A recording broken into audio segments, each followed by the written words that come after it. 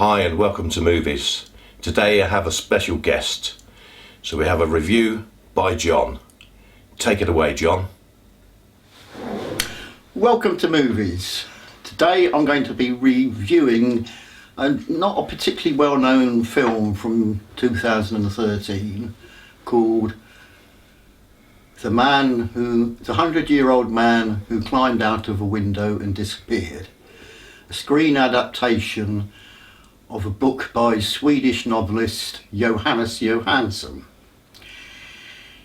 It is a black comedy thriller with not too much darkness in it, a more quaint, charming comic adventure. The beginning of the film sees our protagonist sitting in his room in the care home, dreading the fact that they've organised a birthday party for him being 100 years old. So he opens his window and does a runner, or, as he's 100 years old, more of a shuffle in his slippers to the bus station, where he purchases a ticket as far as the few corona in his pocket will allow him. Meanwhile, what can only be described as a thug comes in, pulling a suitcase on wheels behind him. Not able to get the suitcase into the toilet with him, he tells the old man to keep an eye on it. Meanwhile, his bus comes, so the old man obeys the thug's wishes and takes the suitcase on board with him. And this is the start of his latest adventure. On his way, he meets a variety of strange but pleasant characters, including an ex-circus elephant called Sonia.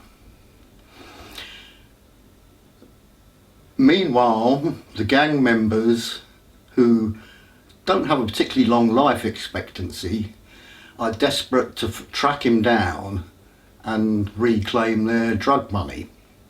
And in the background behind this is a hapless police detective trying to make sense of what's all going on.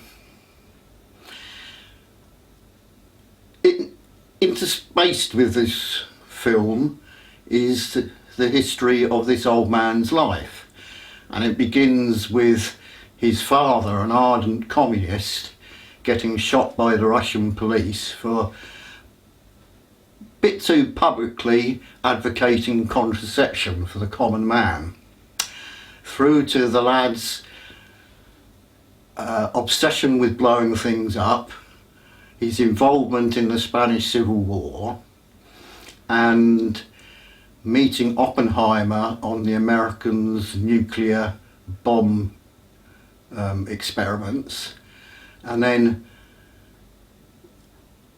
getting captured and meeting Stalin, who loses his temper with him and stuffs him in a gulag, where he meets Herbert Einstein, the idiot brother of Albert. Now, hats off to the producer and the director and the screenplay writer, because having read the book, they have managed to transfer the charm of the book onto the silver screen, and not many directors can do that. If you like oddball films such as Grand Budapest Hotel, then you'll love this one. Don't be put off by the fact it's got subtitles. This is a gem and it's a must-see.